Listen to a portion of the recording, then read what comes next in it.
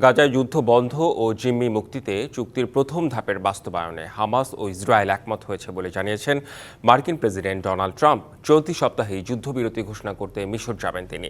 বুধবার নিজের ট্রুথ সোশ্যালে দেয়া পোস্টে ট্রাম্প লিখেন, ইসরায়েল ও হামাস দুই পক্ষই আমাদের শান্তি পরিকল্পনার প্রথম পর্যায়ে সই করেছে।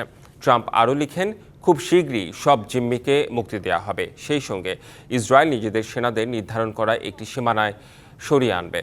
এই বিষয়ে হামাস ও ইসরায়েলের মধ্যকার সমঝোতার বিষয়ে মধ্যস্থতাকারী কাতার পরে আরও বিস্তারিত জানাবে।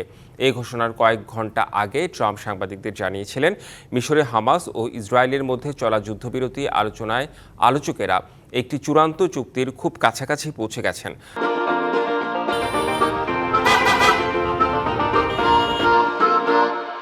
হোয়াইট হাউস জানায়, ওয়াশিংটনের ওয়াল্টার রিড মেডিকেল সেন্টারে আগামী শুক্রবার পূর্ব নির্ধারিত বার্ষিক স্বাস্থ্য পরীক্ষায় অংশ নেবেন প্রেসিডেন্ট ট্রাম্প। এরপর তিনি মিশরে যেতে পারেন। সেটা শনিবার কিংবা রবিবার নাগাদ হতে পারে।